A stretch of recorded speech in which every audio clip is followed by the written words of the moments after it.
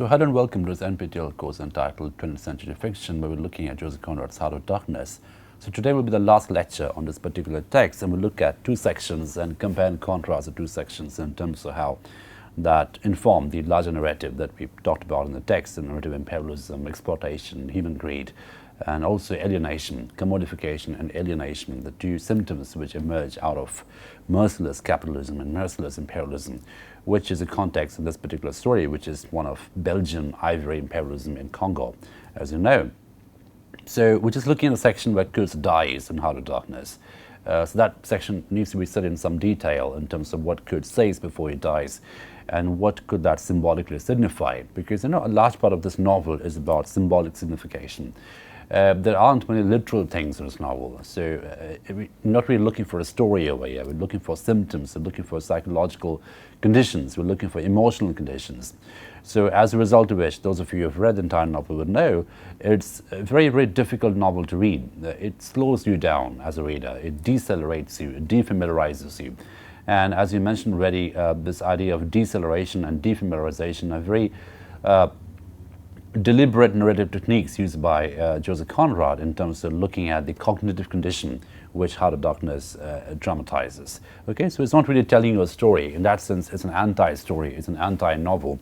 And a large part of Marlow's anxiety as a narrator is because he can't put his experience into a story, and he says that over and over again, that it's impossible to convert my experience into a narrative which will be meaningful to a European audience. And that lack of meaningfulness, the slight absurdity, the danger of absurdity is something which lurks in the story all the time.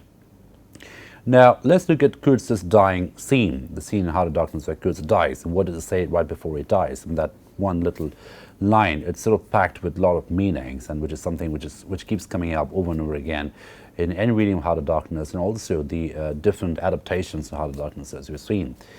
Okay, so and this is where Marlow is talking about Kurtz, and the entire novel, of course, is focalized through Marlow.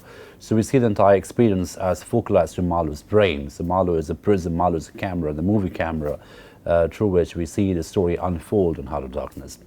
So this is what he says, and this should be on the screen. I saw in that ivory face the expression of somber pride, of ruthless power, of craven terror, of an intense and hopeless despair. Did he live his life again in every detail of desire, temptation, and surrender during the supreme moment of complete knowledge? Right, so look at the contrast, a series of contrasts going on over here. So it's got power, it's got terror, it's got pride, all put together. And it's also got hopeless despair. So in that sense, Heart of Darkness, what it does to Kurtz is that it fills him with power, and in the process it makes him hollow. So the filling in of power is also a process of making hollow. It's also a process of liquidation, of exhaustion, right? So power over here becomes a very deceptive instrument, a very deceptive category over here, which Kurtz embodies. It's a very paradoxical category. So he becomes powerful, but at the same time he's liquidated by power. His existential self goes completely liquidated, or is completely exhausted with the entire invasion of power. Okay, so did he live his life again in every detail of desire, temptation, and surrender during the supreme moment of complete knowledge? So this entire knowledge, the complete knowledge of imperialism, the complete knowledge of his own self as having been consumed by imperialism, is that supreme moment that Kurtz embodies. He cried in a whisper at some image, at some vision. He cried out twice, a cry that was no more than a breath. And what was the cry? The horror, the horror. Now that's a very often quoted line from Heart of Darkness, the horror, the horror. And what does Kurtz mean by this?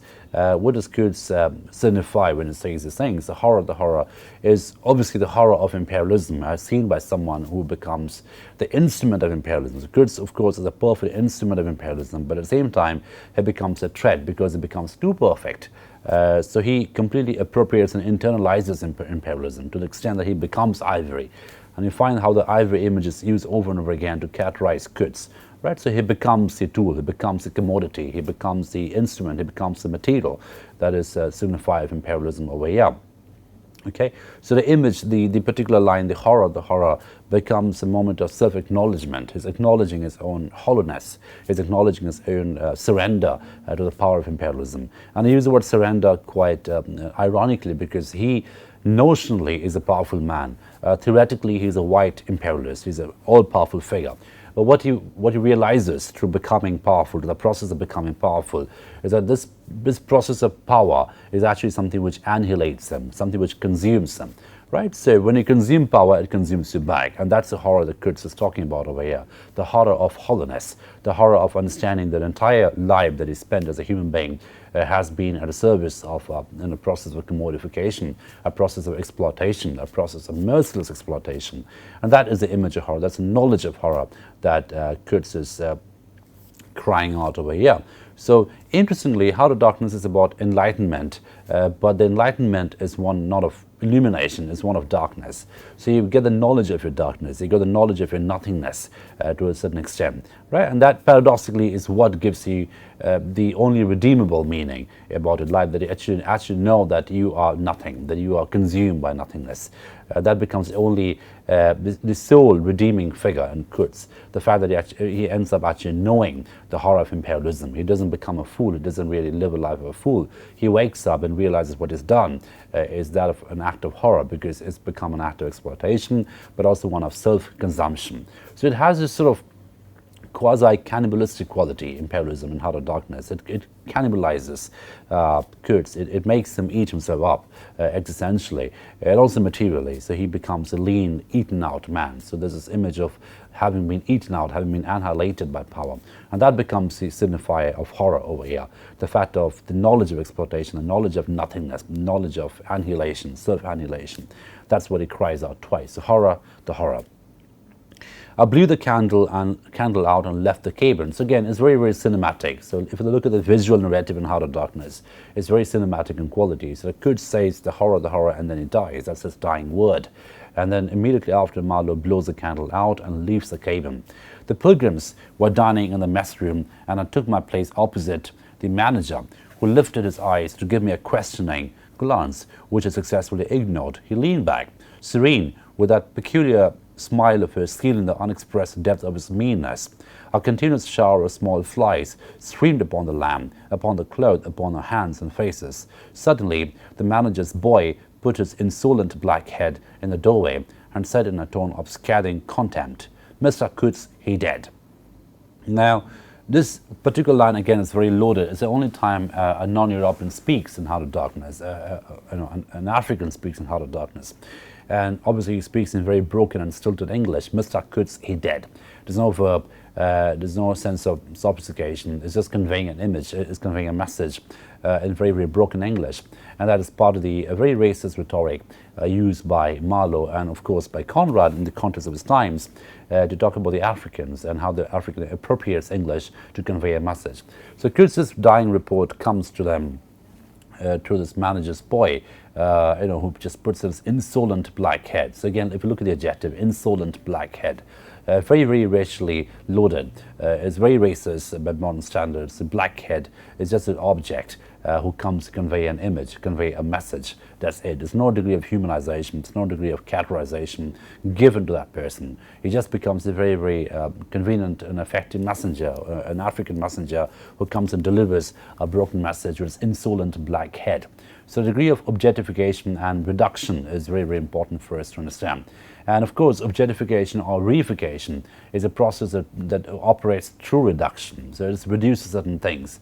It's a very metonymic process where the entire body, the entire human being is converted into a body, and that entire body is converted into a small image. In this case, it's an image of the head, the insolent black head, who comes in and delivers the message and goes away. Okay? So that's the entire image of Kurtz dying. And as you can see, we've discussed it already, there's something very, very spectral about Kurtz, very shadowy, very ghostly, very spectral about Kurtz. It doesn't really get fully fleshed out as a person. We don't quite know the entire background of Kurtz. We have very metonymic information about him. The father is half German, half Russian, and the entire Europe went in the making of Kurtz, which is to say he becomes the European man, the European imperialist. So his cracking up, his going native, his degeneration into something which is a threat to the empire becomes a very, very dangerous degeneration, because it shows that even the best of Europe, even the best European mind, even the finest specimen of European masculinity can become degenerate in the African wilderness. Right? So the African wilderness, of course, is very exotic, is very essentialized over here, and is obviously feminized. It's something which consumes the perfect white man, the perfect logical white man. Even he is not impregnable against this kind of seduction of the African wilderness. Right? So the entire rhetoric in Heart of Darkness becomes very racist in quality. It becomes very racially inflected. Of course, we have all this series of Africans who are completely dehumanized, and the only person who speaks is the person who comes in and points his insolent head and just delivers Mr. Kurtz dead. Right? So, the whole idea of the African being reduced to a certain image, a certain stereotype, a certain racist stereotype, which is rampant in Heart of Darkness. Now, the reason why I have a slight reservation in calling Heart of Darkness an out-and-out racist novel is that it is actually very, very ambivalent towards imperialism, right? So it doesn't really glorify imperialism at all.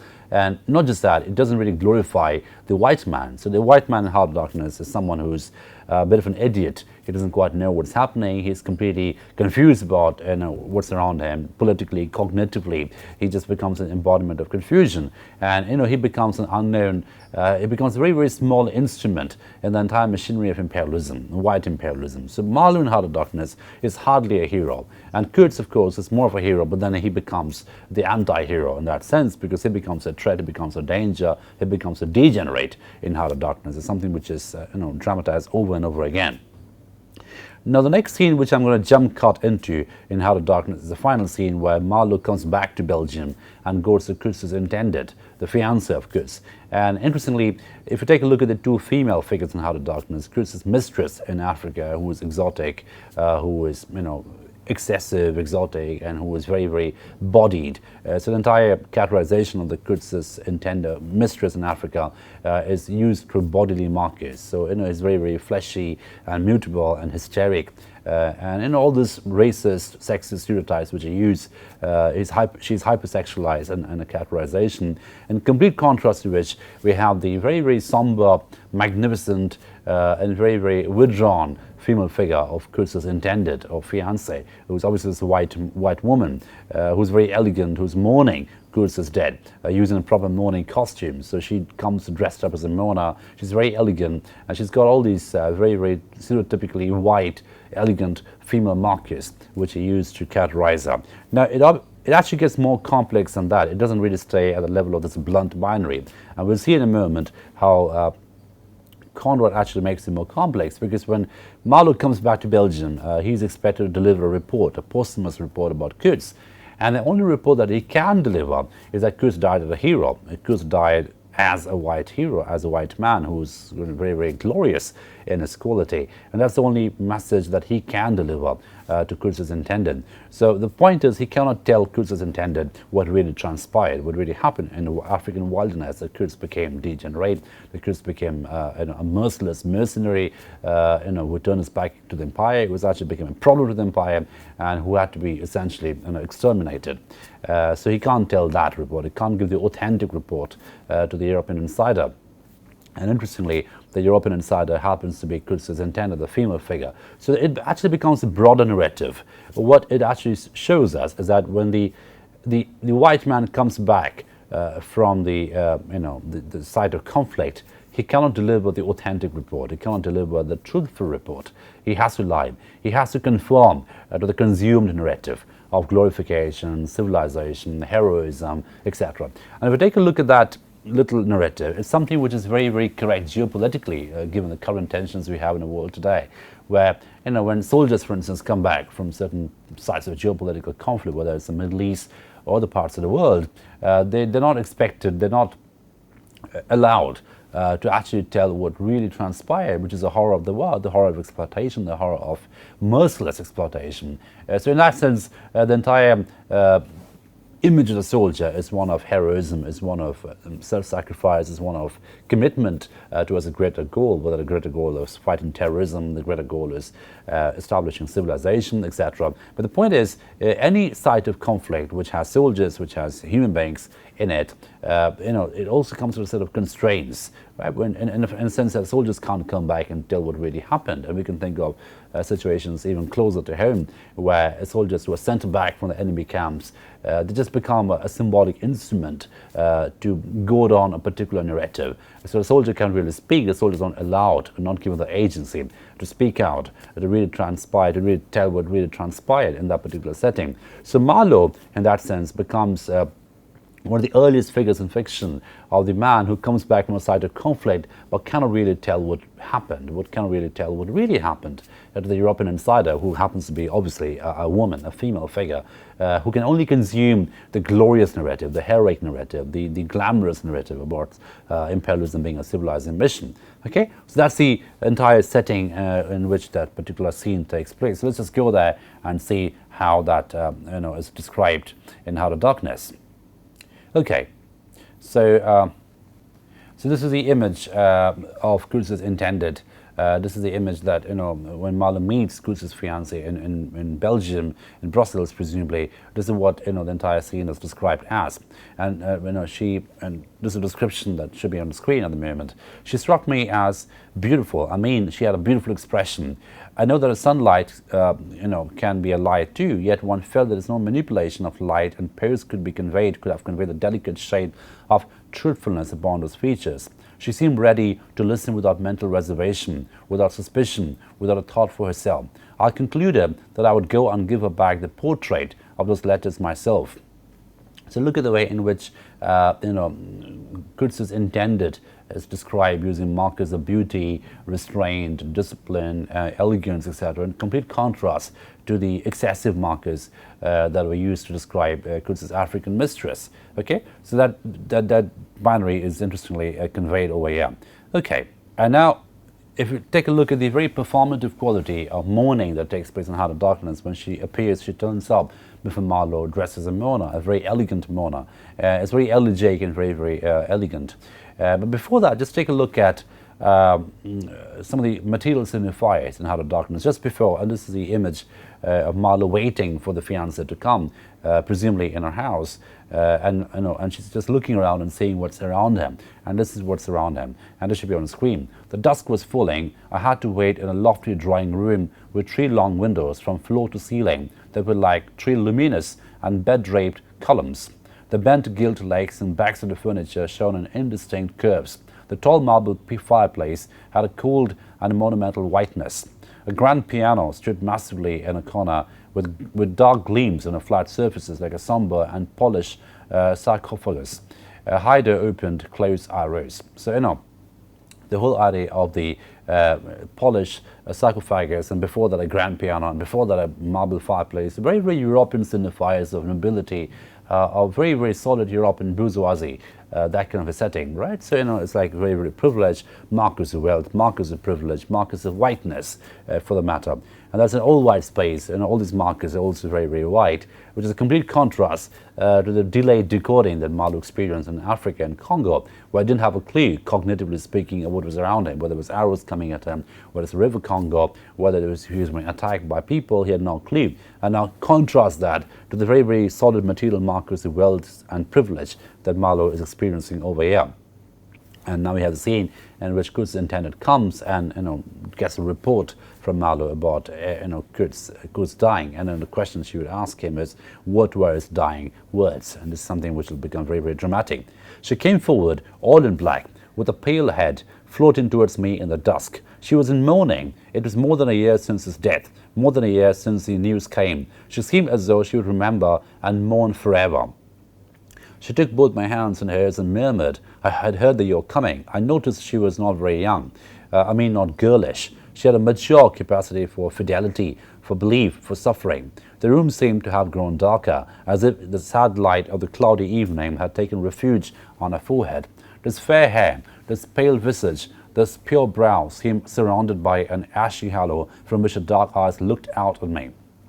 The glance was guileless, profound, confident, and trustful. She carried her sorrowful head as though she were proud of that sorrow, as though she would say, I alone know how to mourn for him as it deserves. So there's a degree of pride about the mourning over here.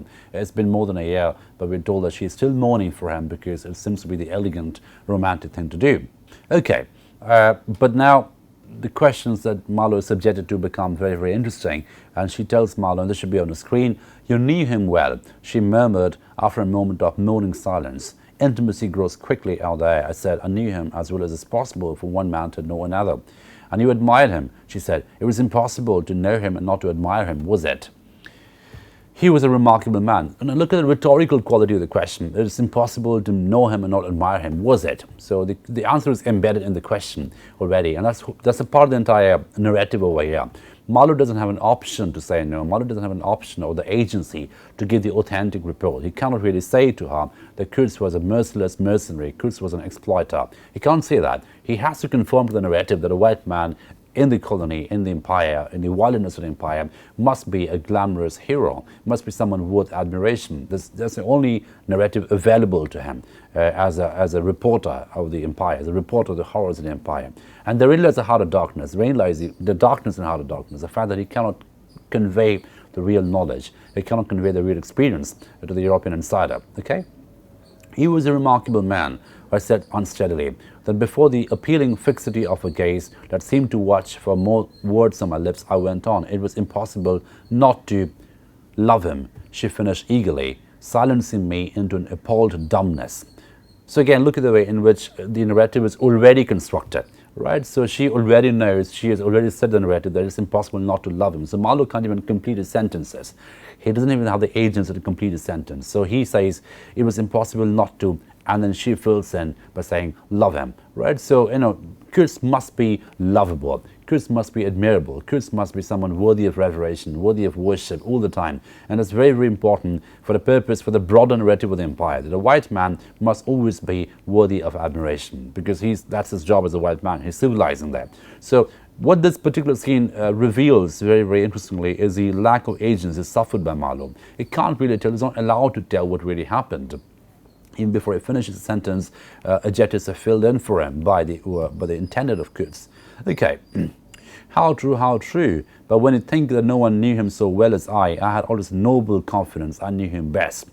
Okay, and now the real question comes when he asks Marlow, you know, the question that, you know, what was his dying words? Okay. And this is what she asked him. It is impossible that all this should be lost, that such a life should be sacrificed to leave nothing but sorrow. You know what vast plans he had.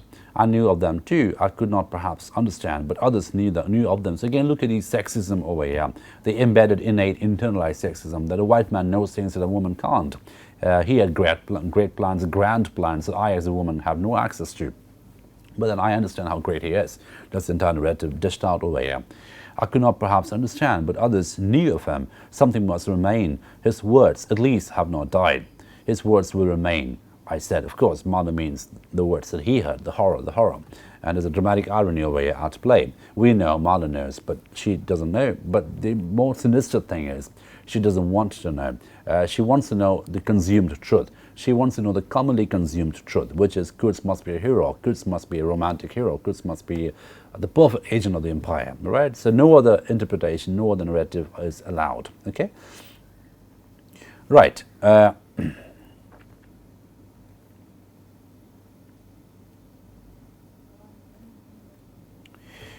And this is the question, the dramatic question that the intendant asked Marlow. Marlow says, I heard his very last words. I stopped in a fright. So look at the neurotic quality of Marlow here. It's very, very neurotic. I stopped in a fright. I heard his very last words. And of course, we know the last words are the horror.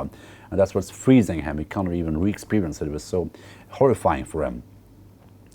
Repeat them, she murmured in a heartbroken tone. I want something to live with. So she wants to latch on to the commonly consumed narrative of the romantic hero, the romantic white man who died in the non-white space. So she wants Marlow to repeat the words.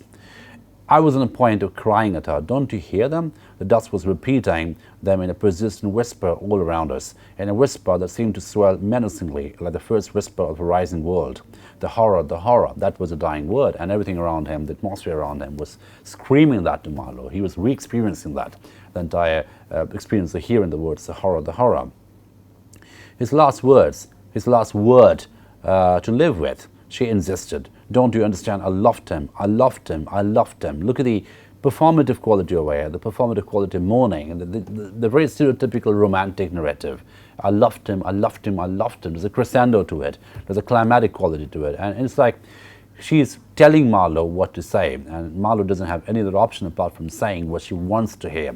So she becomes a very, very interesting symbol of the European insider who consumes the normative narrative of imperialism being the white man's civilizing mission, being the white man's glorifying mission, being the white man's heroic mission. Anything apart from that will not do for her. Okay, so I loved him, I loved him, I loved him. It's reaching a crescendo and it's pushing Marlow towards telling what she wants to hear. And of course, she being the European insider over here. I pulled myself together and spoke slowly. The last word he pronounced was your name. Right? So this is a romantic report, the posthumous romantic report that Marlow is forced to deliver to Kurtz's intended. Right? But there's a double irony over here, as I'm sure you will understand by now. The fact that Kurtz actually said the horror, and Marlow cannot say that to the European insider. Therein lies the horror. So when Marlow says to Kurtz's intended, the last words he died with was a romantic word, your name, and he died with your name.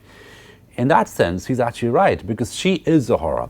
And what Kurtz may have meant, along with many things, among other things, is the misinformation consumed by the European insider. The misinformation that is forcibly consumed by the European insider about imperialism being a grand, noble, romantic thing.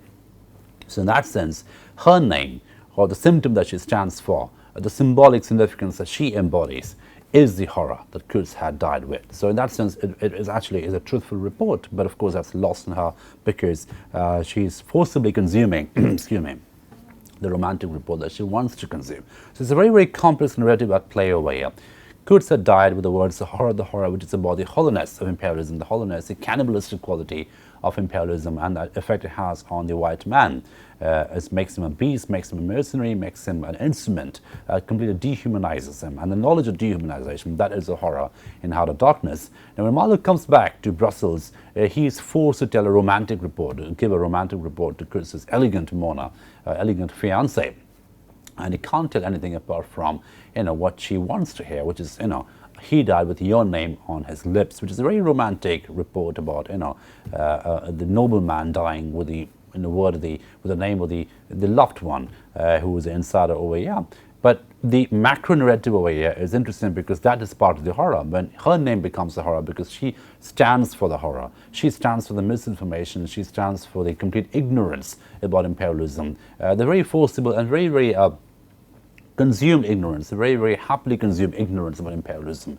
The imperialism is a noble thing, a romantic thing, etc. So her complete disengagement, her complete refusal to engage with the reality of imperialism is part of the horror in Heart of Darkness. Okay, so that's something that I just wanted to spend some time with. Okay, and that's the end of the novel. But just before it ends, Marlow goes on to say that she knew she was sure. Right, so the script is ready beforehand. The script is predestined, it's pre-scripted. Marlow has no agency whatsoever in terms of telling what really transpired. He can only deliver the report which is already there, the report about the white man's glory, the report of the white man's heroism. That's the only report available to him as a narrator in Heart of Darkness. So this becomes obviously part of the narrative crisis in Heart of Darkness, and you can see how, hopefully by now, how the narrative crisis and the existential crisis in Heart of Darkness are linked to each other. The fact that Marlow can't tell the story, he is not allowed to tell the story, and if he does want to tell the story, he can't really have the narrative frame to tell people what really happened. And that narrative crisis, the fact that he has to lie to Kurtz's intended, he has to misinform the European insider, and also because, even if he wants to inform him, he doesn't have the narrative structure to tell what really happened. That narrative crisis makes him neurotic, right? So there's a very interesting relationship between narrative and neurosis in Heart of Darkness, as I'm sure some of you can do further research on. And the article of mine that I mentioned in one of the lectures today actually deals with it. So if you want to read it, do Google me up. It should be available against my name, especially my academia.edu account. So I've uploaded it, so you can download it from there and read it if you want to. It deals exactly with this relationship between narrative and neurosis in Heart of Darkness. Okay, so and then Marlow goes on to say that could I have told her the truth, but I couldn't. I could not tell her. It would have been too dark, too dark altogether, right? So again, I must misinform the European insider, because otherwise they can't consume, they can't take, they can't handle so much darkness. So the European whiteness must be retained. And the whiteness, of course, is a big lie. It's a big sham, as all of you would know over here. And that's the whole point of Heart of Darkness. It exposes the entire whiteness, the constructive whiteness, as a big sham, a spectacular sham, right? So it'll be impossible to tell Kurtz's intended what really happened, what were his dying words, because that would have been too dark altogether. That completely crushed the entire constructive imperialism as being the white man's civilizing mission. And this cynicism, this darkness in Heart of Darkness, is exactly what makes it a very complex text, despite its racism, despite its reductionism, despite its rampant racism with which the non-Europeans are described away. They're completely dehumanized, not given a voice. But despite all that, the cynicism and the discomfort that it dramatizes about imperialism is what makes it a very, very important novel, a very relevant novel about us today. And finally, one little image which stands out: Marlow ceased and sat apart, indistinct and silent, in the pose of a meditating Buddha. So again, if you remember the initial image, there's an image of a bronze Buddha with which Marlow was described, and again the Buddha image comes back in the pose of a meditating Buddha. So he's the Messiah, he's a wise man over here. But the interesting thing is his enlightenment is not one of illumination. His enlightenment is one of darkness. And more complexly, he can't convey the darkness. He can't really tell what the darkness is all about. So he, in a sense, is a flawed Messiah. He's a flawed prophet. He's an important prophet. He's not really a Buddha in that sense. He just becomes a caricature of Buddha. He just becomes a caricature of the all-seeing, all-wise prophet. He's not really that. He poses like that, and that's the important word over here, in the pose of a meditating Buddha. So he's just a very shallow mimicry of the prophet. He knows the knowledge. He has the knowledge. He has epiphany, but he doesn't have the instrument to convey it. He doesn't have the power to convey it. And they realize the powerlessness of Marlow as a prophet. He's a very powerless prophet in that sense. He knows the evil of imperialism. He knows the sham of white imperialism, but he cannot convey it completely. And that makes Heart of Darkness a very, very complex novel. This inability to convey a very, very problematic, politically problematic and existentially problematic experience.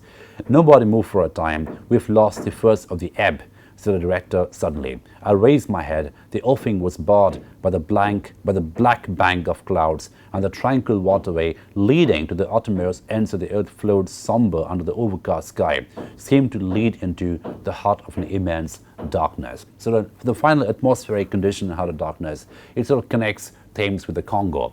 In that sense, the two rivers symbolically merge with each other. So the White River, the river of civilization, the river of enlightenment, the river of trade, it actually becomes the river of a heart of immense darkness. So in that sense, the Thames and Congo merge into each other very, very symbolically. So with that, we come to the end of the novel. As you can see, it's a very complex novel, and as I keep mentioning, it's one of the novels which keeps getting relevance, and it has renewed relevance in the world we live in today, especially in the geopolitical tensions and crises that we have in the world today, where you're not allowed to say what really happened to you. You're just allowed to misinform. That's the only information available to you. And the information that you gather, you cannot really tell that into narrative. You cannot put that into narrative. You cannot really tell about what happened to you in a particular state of conflict. So this entire compulsory misinformation that the Heart of Darkness dramatizes at the end, or the lie, the political lie in Heart of Darkness about imperialism being a glorious enterprise, being a romantic enterprise, whereas actually, exposing imperialism as a sham, as an exploitation. That dichotomy is very, very politically significant, especially in the world today. The difference between what is reported and what is actually, experienced is something which we see over and over again in different geopolitical settings in the world that we see today, globally, in terms of crisis, in terms of conflict. Heart of Darkness remains a novel in fiction, it's a work in fiction, but it becomes very, very topical and relevant, especially in relation to these kind of crisis narratives that we consume globally in the world we live in today. So that we come to the end of Heart of Darkness, and I hope you got some interesting points out of it, interesting thoughts out of it, and I've just been a bit careful in terms of giving you some ideas which might inform your research on this novel. It's one of the novels which I've researched on endlessly. It just opens up to all kinds of interpretations. It's modernist, it's late Victorian, it's in a very, very post-colonial in that sense as well, and also it's a novel about conflict. It's a novel about man's negotiation with conflict, nervous negotiation with conflict. And it's a very interesting novel about conflict and narrative. How do you put a narrative to a conflict, and the difficulty and the impossibility of narrating the conflict, and the almost illegality of it. It's not legally allowed to you to tell what happened in a particular side of conflict. And that becomes part of the human crisis on Heart of Darkness, which, as I mentioned, is very interestingly relevant to the world we live in today. Thank you for your attention.